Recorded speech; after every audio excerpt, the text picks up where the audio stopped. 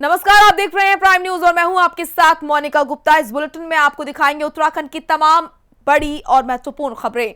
पौड़ी में जिला प्रशासन संक्रमण के चलते अलर्ट मोड पर है और वहीं प्रशासन ने नाइट कर्फ्यू के समय में बदलाव किया है। नाइट कर्फ्यू अब 10:30 बजे के बजाय रात 9 बजे से सुबह 5 बजे तक रहेगा। वहीं पौड़ी में हर रविवार को कर्फ्यू लगाया जाएगा जिससे कोरोना को बढ़ने से रोका जा सके। नई गाइडलाइंस का पालन ही जनता बखूबी करे, इसके लिए पुलिस प्रशासन बाजारों में अनाउंसमेंट करवा रहा है और जिलाधिकारी ने भी पुलिस प्रशासन और सभी राजस्व विभाग के कर्मचारियों को निर्देश दिए हैं कि जारी की गई नई गाइडलाइन का पालन कराया जाए और बिना मास्क पहनकर घर से बाहर निकलने वालों पर कड़ी निगरानी रखी जाए। सोशल डिस्टेंसिंग का पालन भी जनता से करवाया जाए।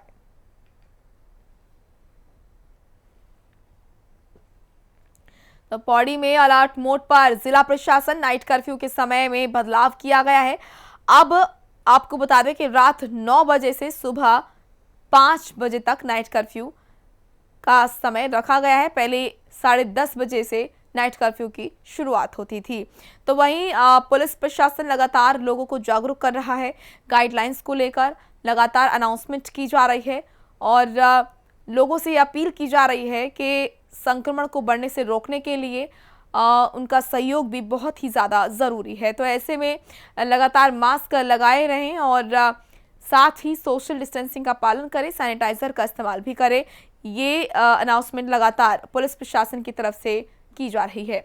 जोशीमठ से अब खबर, जहां पर जोशीमठ के बद्रीनाथ नेशनल हाईवे पर एक कार दुर्घटनाग्रस्त हो गई और खाई में जा गिरी। आपको बता दें कि कार में 5 लोग सवार थे। रेस्क्यू टीम ने अब तक खाई से 3 लोगों के शव निकाल लिए हैं, बाकी 2 लोगों की तलाश जारी है।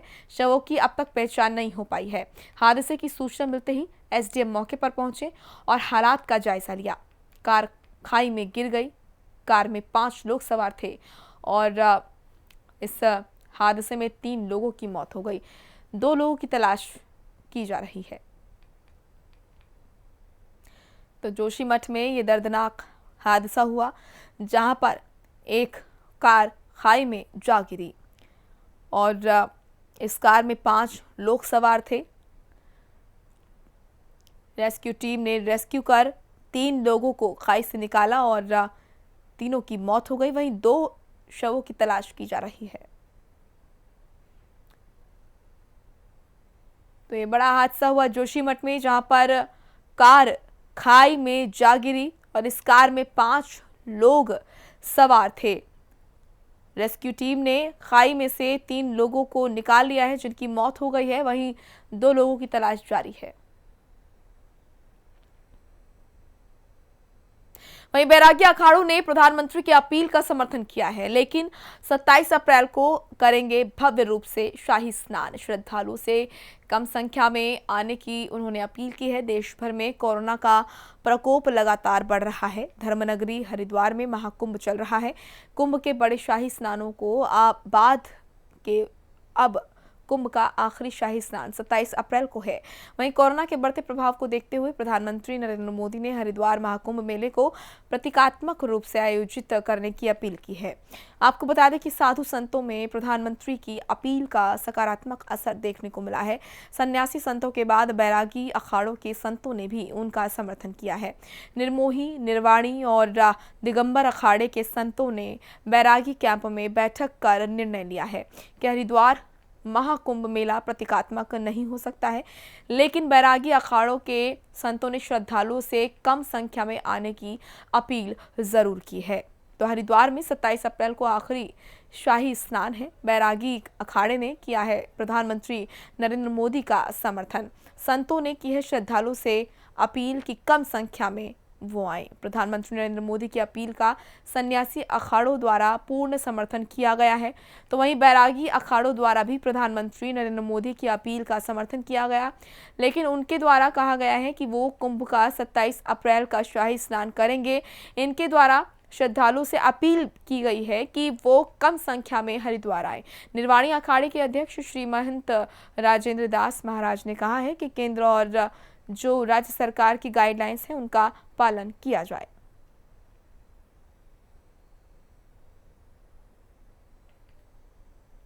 सरकार की भी जो गाइडलाइन होगी, यहाँ के प्रशासन की जो गाइडलाइन होगी, उसके नियमों का हम पालन करेंगे, लेकिन अपनी परंपराओं को ध्यान में रख के लोगों को आह्वान करूँगा, देश दुनिया जो आस्था और धर्म से जो है जुड़े हुए लोग हैं, कि यह कुंभ मेला में कम से कम लोग आवे, क्योंकि जो है महामारी है, यह बीमारी है, ये किसी की सगी नहीं है। तो शाही स्नान के लिए जो है हजारों लाखों की मात्रा में साधु संत हैं, तो वो साधु संतों का स्नान होगा हनुमान जी को साक्षी में रख के, लेकिन जो है गाइडलाइन को ध्यान में रखते हुए तो जो है आदरणीय प्रधानमंत्री जी, गृह मंत्री जी और जो राज्य सरकार के जो है मुखिया, मुख्यमंत्री और यहाँ के प्रशासन, सब की बातों को ध्यान में रखते हुए जो है यहाँ की जो है कुंभ मेले का जो गाइडलाइन है, उसके नियमों का पालन हम लोग करेंगे। प्रत्यात्मक मान के झूठ दिखा करके हो न प्रत्यात्मक झूठों का कर दिया जाए। यह कार्य, ये मेला है, कुंभ मेला है, प्रत्यात्मक कुछ होता नहीं है, यहाँ प्रत्यक्ष होता है। प्रत्यक्ष गंगा जी रहती है, प्रत्यक्ष हनुमान जी रहते हैं, प्रत्यक्ष देवी देवता रहते हैं, प्रत्यक्ष ये तीर्थ है, प्रत्यक्ष सर का काम है। यहाँ प्रत्यक्ष है, ये है कि कोरोना के गाइडलाइन के पालन करते हुए सभी जनता ये अगर यहाँ पर आती है, अगर सरकार के नियम के अनुसार में मानते हैं तो आप भेजे। पब्लिक के बुलाना सरकार के काम है। तो वहीं रुद्रपुर में कोरोना के बढ़ते मामलों को लेकर जहां शहर में कोरोना कर्फ्यू का असर दिख रहा है, वहीं रुद्रपुर रामपुर बॉर्डर पर कोई सख्ती और कर्फ्यू का असर देखने को नहीं मिला। बाहरी प्रदेशों से आने वाले वाहनों को रोका नहीं जा रहा, यहां तक कि स्वास्थ्य विभाग द्वारा भी सीमा पर कोई चेकिंग नहीं की गई। ऐसे में सवाल ये उठता है कि शहर में कर्फ्यू लगाकर कोरोना को कैसे रोका जा सकता है, जब तक बाहर से आने वाले लोगों पर कोई पाबंदी नहीं होगी।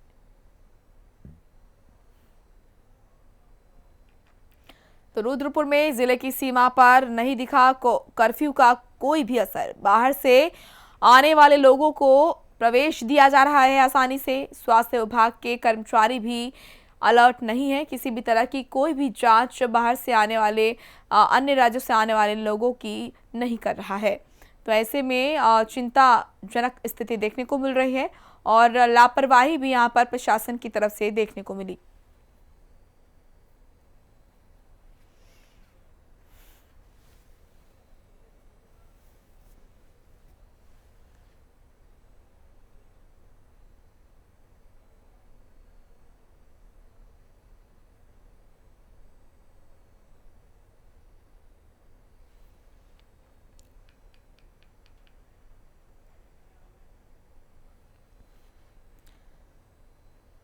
तो रुद्रपुर में नाइट कर्फ्यू का असर देखने को नहीं मिला है। आपको बता दें कि जो अन्य राज्यों से, बाहरी राज्यों से जो लोग आ रहे हैं, उनकी किसी भी तरह की कोई चेकिंग नहीं हो रही है। खासतौर पर स्वास्थ्य विभाग की तरफ से भी किसी भी तरह की कोई भी अलर्टनेस यहां पर देखने को नहीं मिल रही है।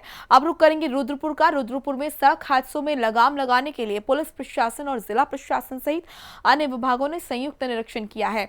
जिले में लगातार हो रहे सड़क हादसों को लेकर प्रशासन ने 28 डेंजर जोन स्थानों को चिन्हित कर संबंधित विभागों को आवश्यक कार्रवाई के निर्देश दिए हैं, जिस पर नगर निगम, NHAI, PWD के जरिए सड़क हादसों पर लगाम लगाने के उपाय किए जाएंगे। 1 महीने में संबंधित स्थानों पर डिवाइडर में बने cut, speed breaker, zebra crossing और स्टॉप लाइन लगाने के साथ ही नालियों, फुटपाथ बनाने के संबंधी कार्य किए जाने हैं।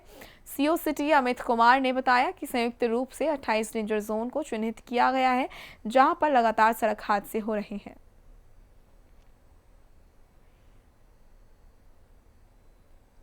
संयुक्त टीम द्वारा निरीक्षण किया गया था, जिसमें रुद्रपुर सर्किल से SDM साहब, मैं स्वयं, ARTO, NH की टीम, नगर निगम की टीम, PWD की टीम आदि स्टेक होल्डर सम्मिलित थे। इसमें तकरीबन हमारे सर्किल के 28 पॉइंट चिन्हित हुए हैं, जहां पर पिछले कुछ दिनों में एक्सीडेंट की घटनाएं बढ़ी हैं। तो इसमें संबंधित जो स्टेक होल्डर है, जैसे NH का स्टेक होल्डर है तो वो अपने स्थान पे, जैसे इंदिरा चौक है तो उस पर स्टॉप लाइन लगाने की बात हुई है, जेब्रा क्रॉसिंग की बात हुई है, या जहां उनके मतलब कट्स हैं उनको बंद करने की बात हुई है, डिवाइडर लगा के बंद करेंगे, या PWD का कोई एरिया है तो उस पर फुटपाथ उनको बनाना है तो उसको बनाएंगे। तो वहीं आपको बता दें कि चमोली में लॉकडाउन के दौरान जरूरी सेवाओं की दुकानों को छोड़कर जहां सभी दुकानें बंद रहीं, वहीं सड़कों पर भी लोगों की कम आवाजाही देखने को मिली। साथ ही जगह जगह पुलिस ने बैरियर लगाकर बेवजह घरों से बाहर निकल रहे 2 पहिया और 4 पहिया वाहन सवारों को वापस घर भेज दिया है। बाजारों में सन्नाटा पसरा दिखाई दिया। इस दौरान सब्जी, दूध, मेडिकल जैसी आवश्यक सेवाओं को जारी रखा गया। प्राइवेट संस्थानों, फैक्ट्रियों में ड्यूटी के लिए जा रहे लोगों को कार्ड देखकर जाने दिया गया।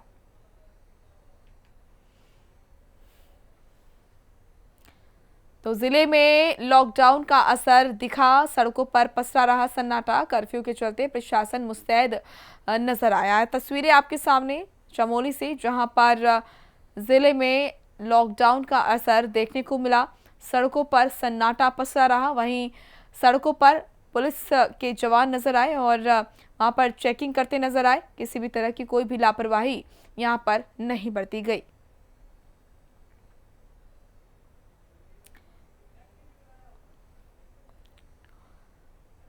तो प्रदेश में भी एहतियातन तमाम बड़े फैसले लिए गए हैं ताकि कोरोना के संक्रमण को रोका जा सके।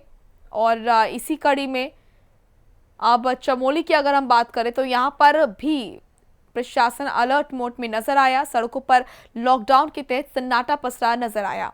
अब खबर किच्छा से। किच्छा में भी हर रविवार को लॉकडाउन के आदेश जारी किए गए हैं, जहां जिले में लॉकडाउन का व्यापक असर देखने को मिला। पुलिस प्रशासन भी सभी लोगों से लॉकडाउन का पालन करने की अपील करते हुए नजर आया। लॉकडाउन में बाजार में जरूरी सेवाएं, मेडिकल की दुकानें खुली रहीं। वहीं नगर पालिका नगर में सैनिटाइजेशन का काम कर रही है। अब खबर टेहरी से, जहां पर टेहरी में साप्ताहिक लॉकडाउन का असर देखने को मिला। डीएम और एसडीएम पूरे मामले में नगर पालिका बाजार बंदी पर नजर रखे हुए थे। और आपको बता दें कि लॉकडाउन के दौरान पूरी तरह से बाजार बंद रहा और जरूरी सेवाओं को छूट दी गई। बेवजह बाहर घूमने वाले लोगों पर कार्रवाई भी की गई। तो ये तस्वीरें आपके सामने, जहां पर लॉकडाउन का असर यहां पर दिखता हुआ नजर आया। बाजार पूरी तरीके से बंद नजर आए। सड़कों पर सन्नाटा पसरता हुआ नजर आया।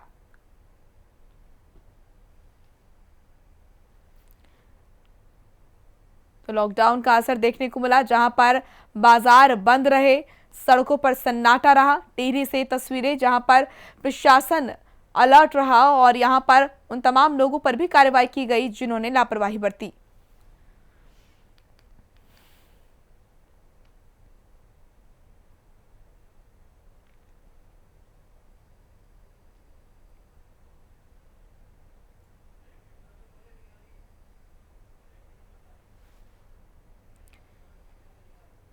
तो टिहरी से ये तस्वीरें आपके सामने, जहां पर लॉकडाउन का असर देखने को मिला। बाजार पूरे तरीके से बंद नजर आए। पुलिस प्रशासन भी पूरी तरीके से अलर्ट रहा। वहां पर लोगों को जागरूक किया गया। जो लोग घरों से बाहर नजर आए उनको समझाया गया और जो लोग लापरवाही बरतते हुए नजर आए उनके फिर चालान काटे गए। तो यहाँ पर लगातार सख्ताई दिखाई जा रही है प्रशासन की तरफ से। वहीं आम लोगों का भी, आम जनता का भी यहाँ पर सहयोग देखने को मिल रहा है। लॉकडाउन के तहत कोई भी घरों से बाहर निकलता हुआ नजर नहीं आया। सड़कें वीरान नजर आई।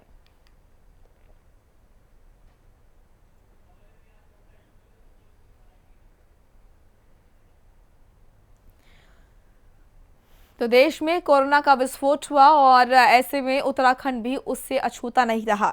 उत्तराखंड में भी अब लगातार मामले बढ़ते हुए नजर आ रहे हैं और नए केसेस की संख्या लगातार बढ़ रही है।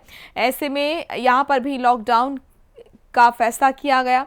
वीकेंड लॉकडाउन का असर अलग अलग जिलों में देखने को मिला। टिहरी की ये तस्वीर हम आपको दिखा रहे हैं, जहां पर लॉकडाउन के तहत पूरी तरीके से बाजार बंद नजर आए। सड़कों पर सन्नाटा पसरा नजर आया। लोग अपने घरों से बाहर नहीं निकले। लोगों ने सहयोग लॉकडाउन का किया और ऐसे में जो लोग लापरवाही बरतते हुए नजर आए, पुलिस प्रशासन की तरफ से उनके चालान काटे गए और उन पर कार्रवाई की गई। अब खबर पौड़ी से है, जहां पर रोडवेज की कोटद्वार डिपो की बस में अचानक विस्फोट हो गया।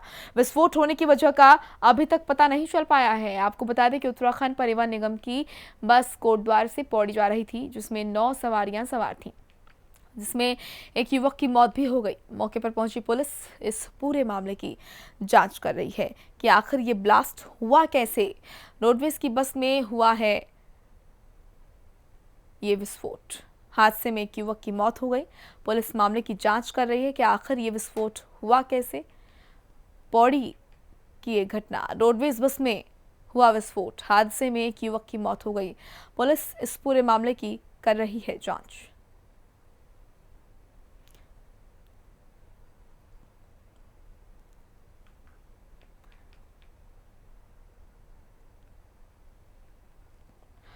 आपको बता दें कि इस बस में 9 लोग सवार थे। परिवहन निगम की ये जो बस है, उत्तराखंड परिवहन निगम की ये बस कोटद्वार से पौड़ी जा रही थी, जिसमें 9 सवारियां सवार थीं, जिसमें से एक युवक की मौत हो गई इस विस्फोट के दौरान। वहीं मौके पर पहुंची पुलिस इस पूरे मामले की जांच में जुट चुकी है और अन्य जो घायल लोग हैं उन्हें अस्पताल में भर्ती कराया गया है, जिनमें से एक शख्स की मौके पर ही बताया जा रहा है कि मौत हो गई। भगवान सिंह हमारे सहयोगी पौड़ी से जुड़ चुके हैं इस खबर पर। भगवान सिंह, क्या कुछ पूरा मामला है, किस वक्त ये विस्फोट हुआ और विस्फोट आखिर हुआ कैसे, क्या है जानकारी? बिल्कुल मोनिका, मैं आपको बता दूं, ये जनपद और पौड़ी गढ़वा से नेशनल हाईवे जो है रोडवेज की सरकारी गाड़ियों में चलना, लेकिन जब सरकारी कर्मचारी से पूछा गया इसके बारे में कि ये जो हादसा हुआ वक्त का रिपोर्ट की गाड़ी में हुआ है, जिसके लिए पौड़ी के लिए आ रहा था, लेकिन जब उनका कहना है कि वहाँ के रोडवेज के कर्मचारियों का कि सबसे महत्वपूर्ण बात यह है कि जो ये हादसा हुआ है इसकी मोबाइल की, लेकिन मोबाइल की वजह से जो नई टेक्निकल जो बातें जो सामने आ रही है, तो खबर ये मिल रही है कि ये कोई मोबाइल का ब्लास्ट का मामला नहीं है, तो कोई तो है जो सामने आ रही है कि कुछ बड़ी घटना हुई है। इसके कारण से ये लोग सही बता रहे, कर्मचारी अपने ड्राइवर को या कंडक्टर को बचाने के चक्कर में है, लेकिन इससे आप इसी दाम में जो आप बता दूं, किससे हम वो करेंगे, सच्चाई क्या है कि हमारा काम है सच्चाई ना। चलिए, शुक्रिया आपका भगवान सिंह तमाम महत्वपूर्ण जानकारी के लिए। आप खबर पौड़ी के थापली से, जहां पर पौड़ी के थापली मोटर मार्ग पर एक टैक्सी दुर्घटनाग्रस्त हो गई, जिसमें टैक्सी चालक की मौके पर ही मौत हो गई। हादसे के वक्त गाड़ी में कोई सवारी नहीं थी। बताया जा रहा है कि चालक सवारियां छोड़कर वापस आ रहा था और इस रास्ते पर पहले भी कई हादसे हो चुके हैं। जर्जर सड़क के चलते शासन प्रशासन को सूचना दी गई थी, लेकिन कोई भी कार्रवाई अब तक यहां पर नहीं हुई और नतीजतन लगातार यहां पर हादसे होते रहते हैं।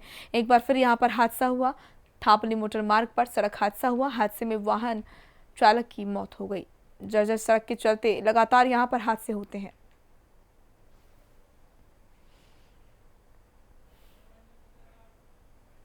बाजार से थोड़ा ऊपर एक गांव है ग्वाड़ ग्राम सभा, और इस पे एक मोटर मार्ग पार्टीशन ग्वाड़ थापली मोटर मार्ग पे एक दुर्घटना हुई है, जिसमें कि ईश्वर सिंह असवाल पुत्र विक्रम सिंह असवाल ग्राम अमोठा केशरपुर, जिनकी की इस दुर्घटना में मृत्यु हुई है।